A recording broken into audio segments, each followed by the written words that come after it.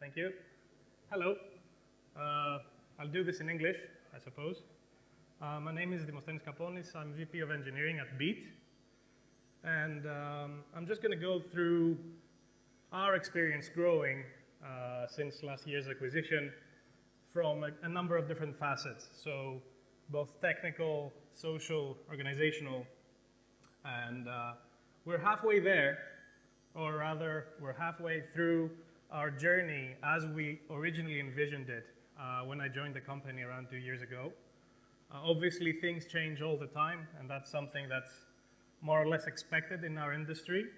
Without any further ado, let me just start by giving you a brief description of who we are. We are currently, after several years, almost 7 years in this market, Greece's premier ride-hailing, or if you would like to think of it in a more abstract term, urban transportation broker. We were founded in 2011 in Greece, and we had a storied journey throughout Europe and Latin America since then. We expanded to Europe, France, Norway for a very brief amount of time, Romania, then Brazil and Mexico, major markets for which we were pioneering our service. But obviously things aren't always as rosy as they should or could be. The market heated up. A lot of competition came into those markets with a lot of capital. This was and still is one of the most capital-intensive industries of our times. You probably can see this by just checking the market capitalization of Uber, for example, or Didi in China, or Ola in India. So we had to withdraw from those markets. So there were some tough times. And then we decided to focus on Peru, which is,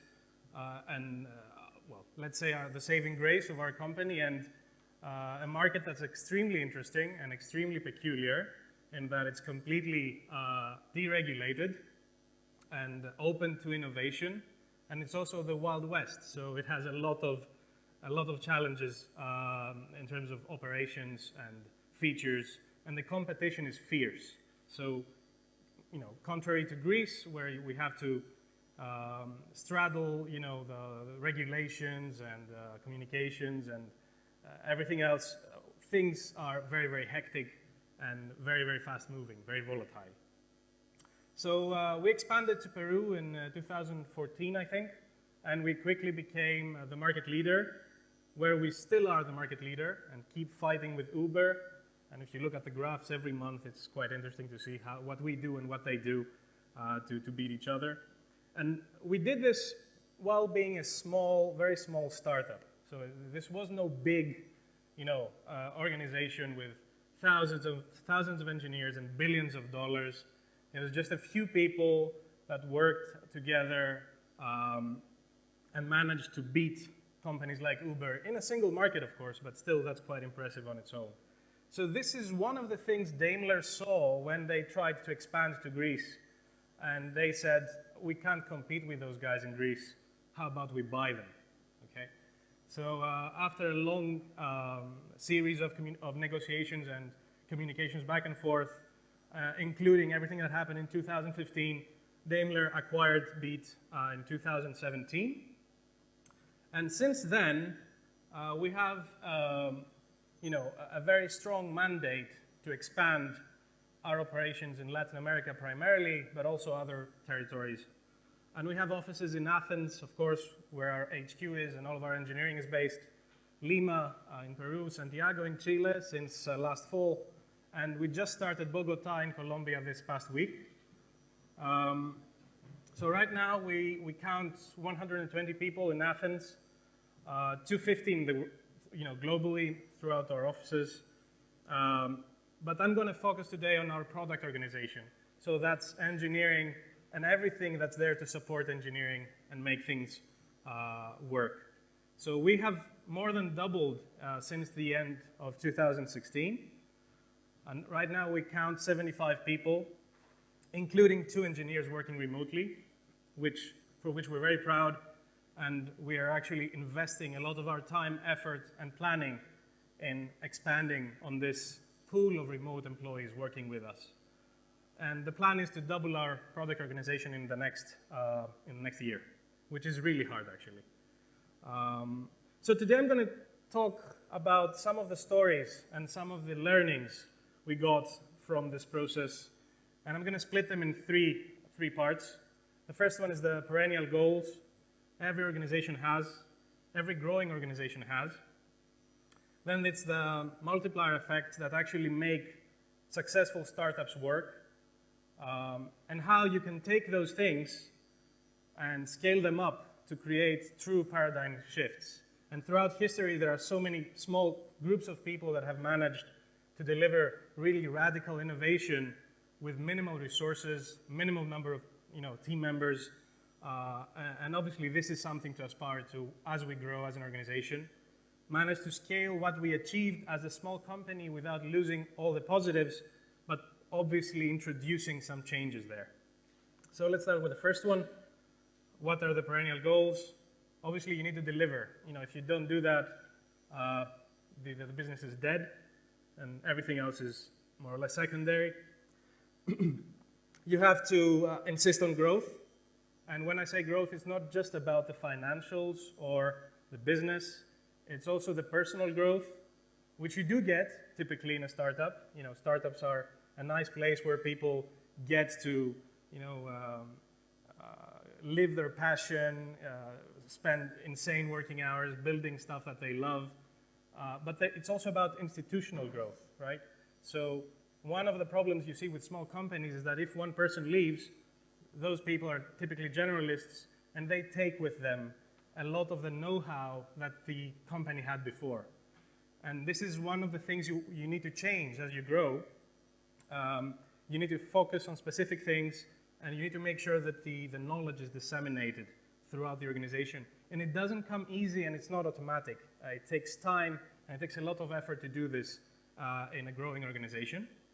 And obviously, the last thing is retention.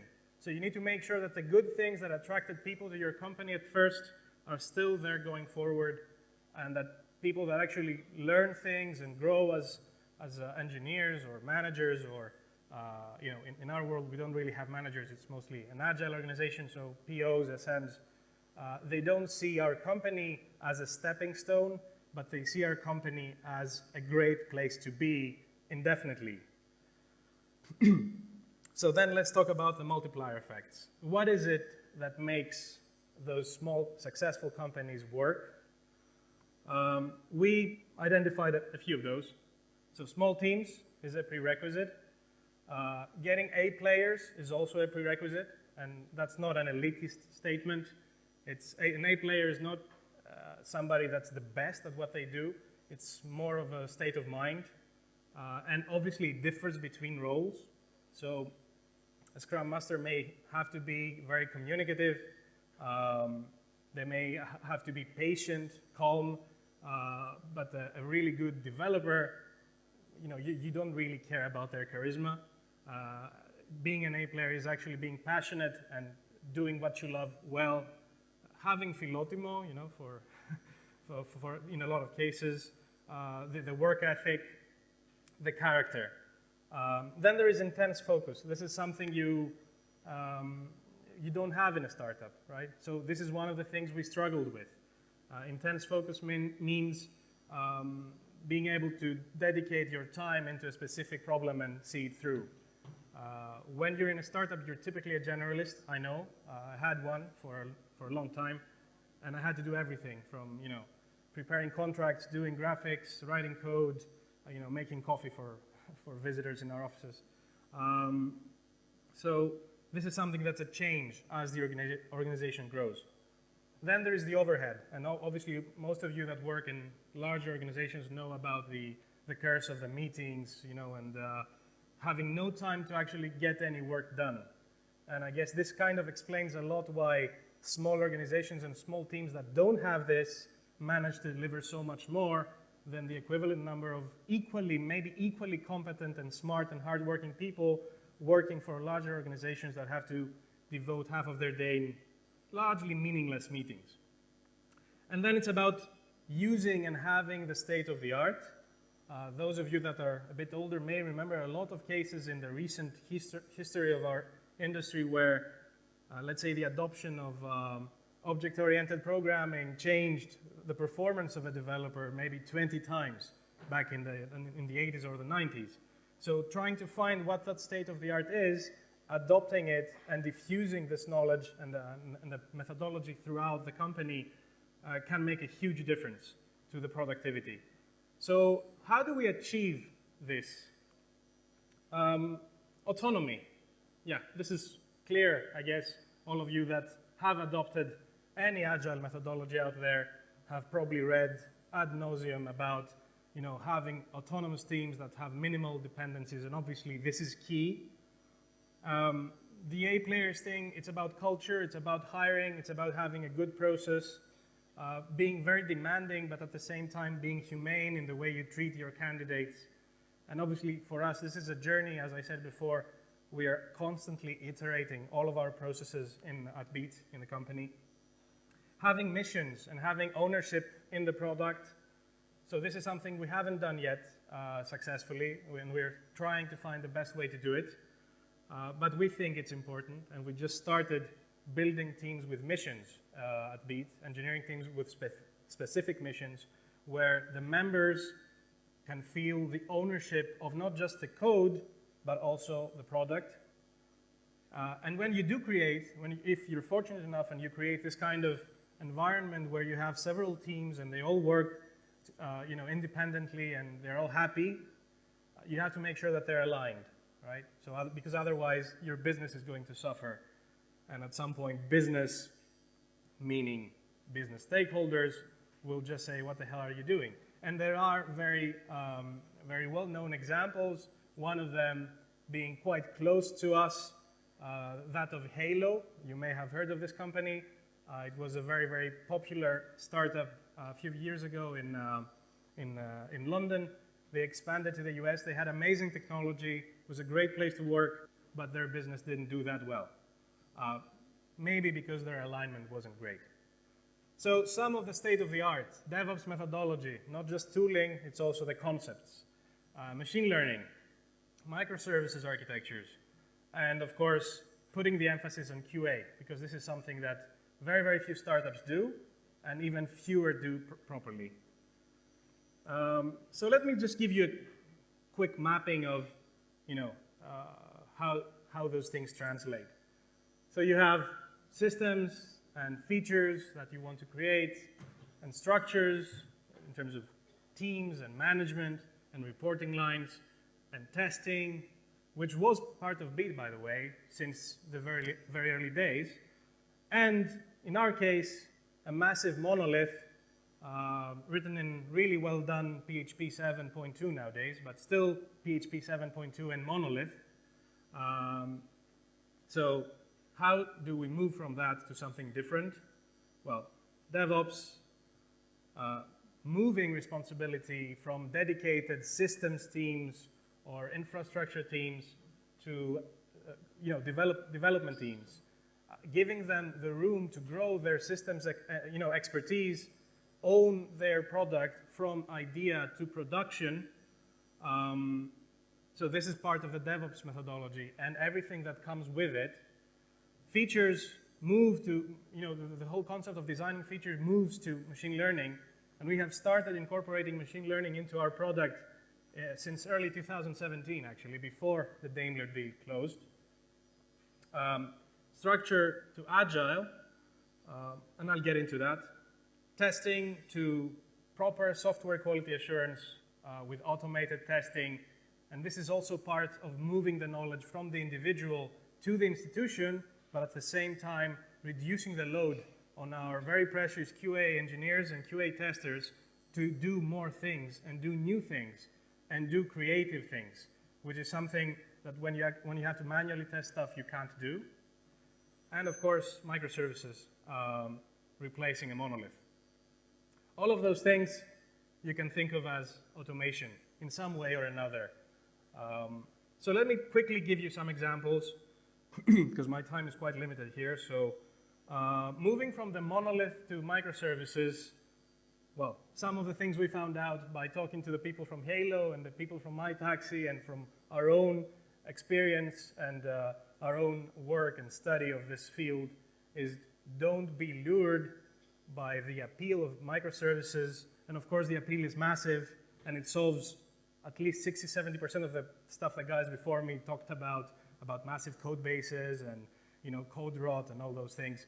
Microservices, by definition, are very small, or at least much smaller than a 1 million or 500,000 line monolith.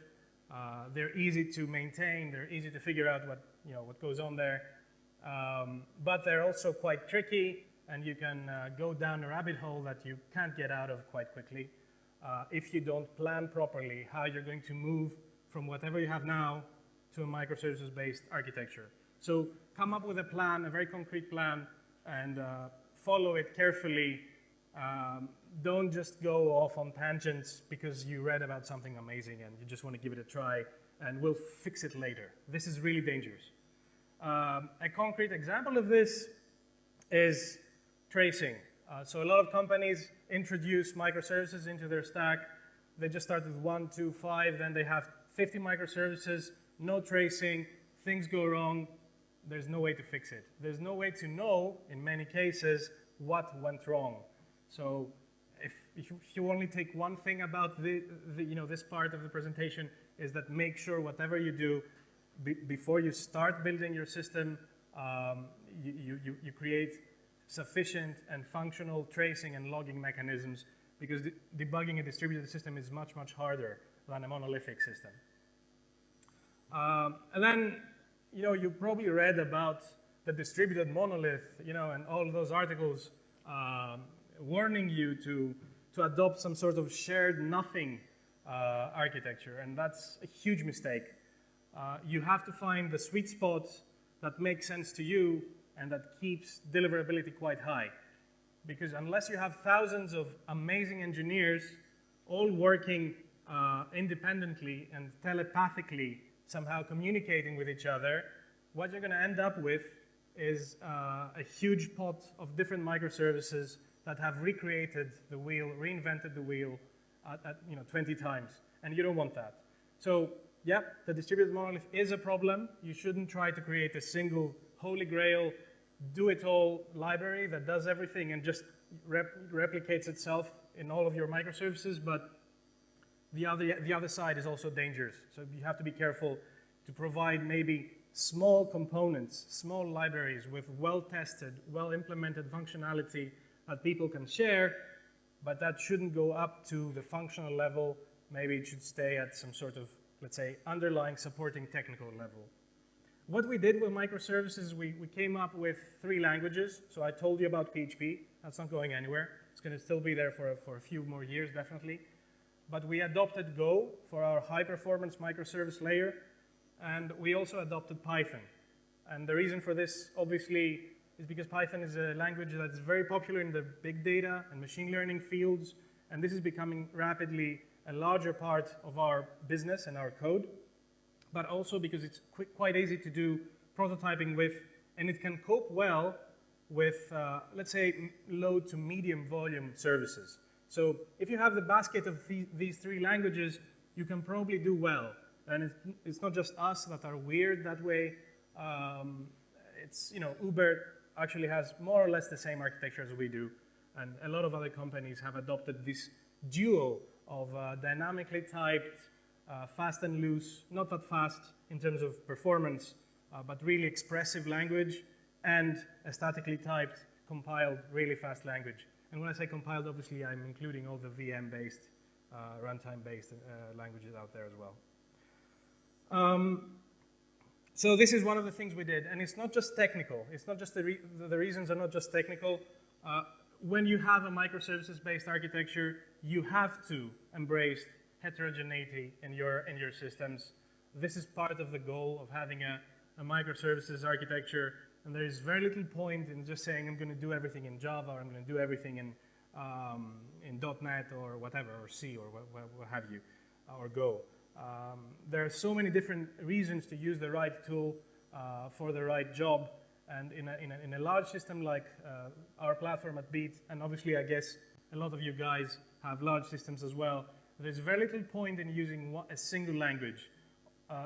On the other side, obviously you have to be careful. If you allow every team to use whatever framework and whatever language they want, you're going to end up with a pot I mentioned before, where nothing is going to work. Another thing is respecting your interfaces. So microservices explicitly create loose coupling between services in your system, but you have to make sure that your interfaces are quite static. So if you keep changing them all the time, you're going to create problems down the road. So you have to spend some more time thinking about how to structure your system and how each service will expose specific pieces of functionality so that it doesn't break everybody else's work a few months or a few years down the road. So let me go into systems to DevOps. Obviously, as software engineers, we version control our stuff. I guess all of you do. But it would be a good idea to version control more than just your code. And adopting flows, both for your code and for other things. And of course, in terms of code reviews should be part of your process if they're not already. We actually mandate 2 reviews for each commit to production. And we definitely insist on tests. So pull requests or merge requests, for those of you using GitLab, that don't have unit tests, and I'm talking about 70–80% coverage at least, don't get accepted. They get immediately rejected, actually. And there are no excuses, because I've heard this before from a lot of people in both roles similar to mine and management roles in more traditional companies, but we don't have time for tests. No, you don't have time not to do tests, actually. So anybody in a position of authority that forces their engineers not to write tests because of time constraints, in my opinion, should be fired. I know it sounds harsh, but that's the truth. CI/CD. Obviously, having a CI/CD pipeline is very important. It can really lower the costs, and this is not something I'm saying. There have been a lot of studies about this. You get consistently higher quality software output, and you have a reliable process, and it's much easier to maintain your systems if you catch the problems early before they become big and become the fog of war, some sort of, the memory fog comes into play and you don't remember why those things work as they do.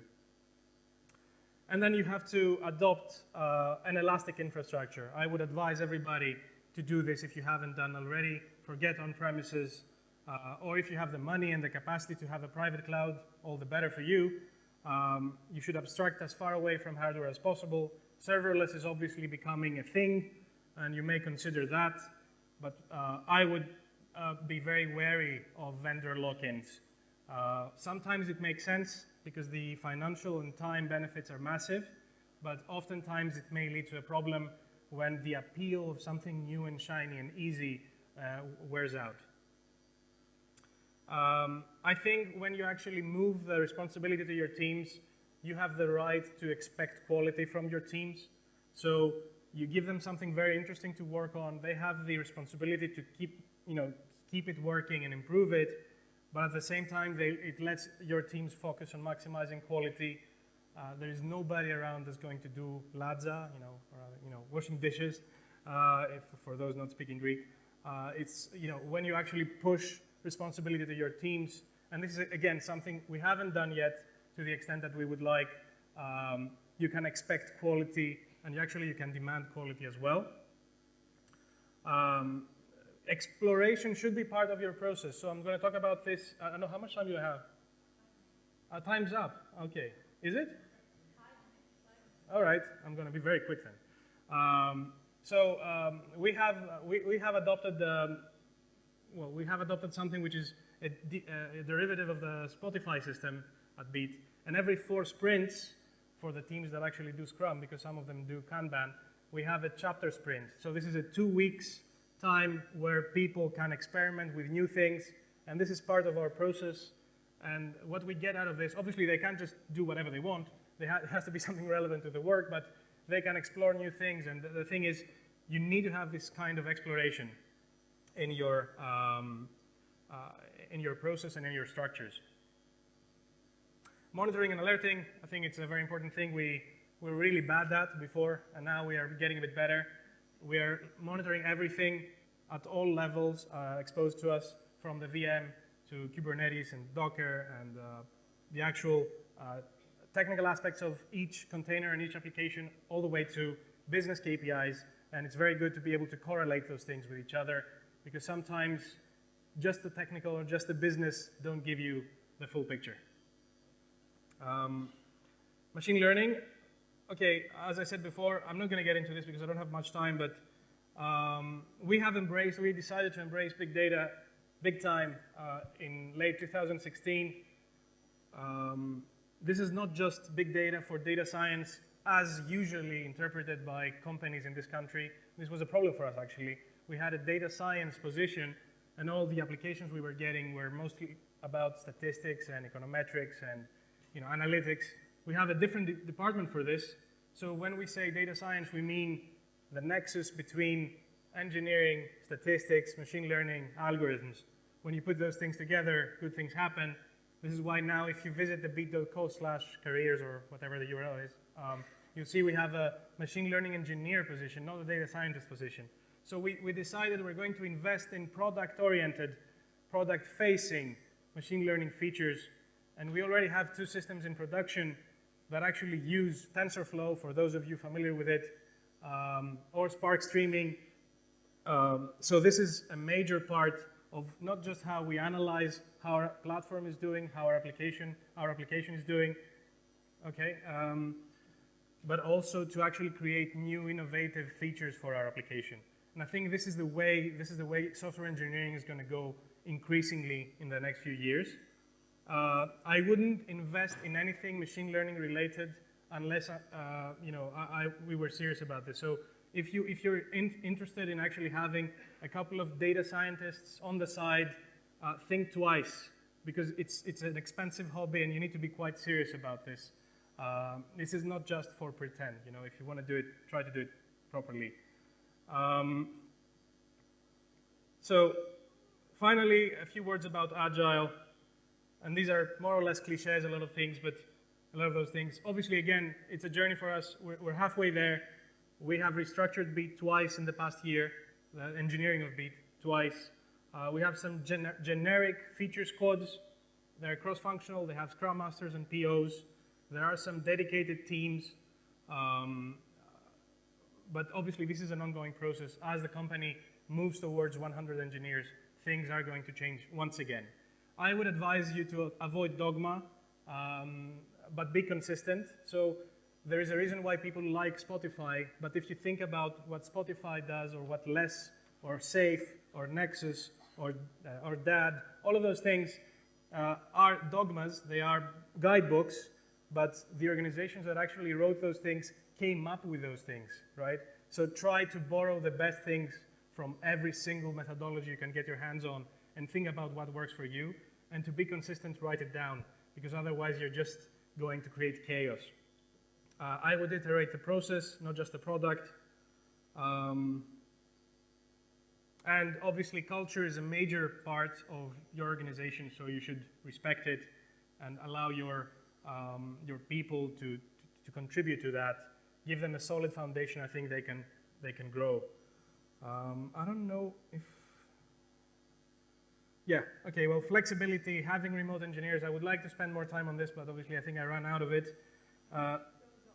Yes, and the beat goes on. So I'll be happy to answer any questions later. Thank you for listening. Thank you, Dimosthenis. Bye-bye. So quick 3 questions. Quick 3 questions from the crowd. There's been a couple of changes in the program, and everybody's asking about what's happening. So questions to Dimosthenis from Beat. Who's going first? That was so clear. Nobody has a question, right? Awesome. So I would also like to thank Beat is also... Shoot.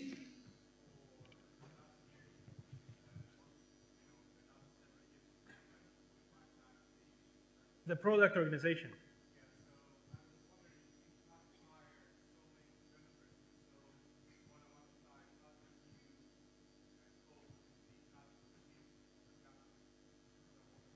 Sure, that's a great question. Well, it is a challenge onboarding a lot of people at the same time, and creating isolated teams and having focus and ownership is part of this. And as I said, we haven't done this great yet. I mean, we have had a lot of issues over the past year onboarding people while keeping productivity high for the existing engineers. But I think we've learned, once you do this once or twice, you reach a point when you more or less figure out how many people can I onboard at the same time without really disrupting the organization. And culturally, because you asked this, yeah, culturally there is going to be a shift, and I think that's very welcome, actually. And this is what makes a good organization work, the contributions from everybody and a solid, healthy foundation upon which they can contribute their work and their own personal preferences and likes, I would say. Awesome. Thank you very much. Sure.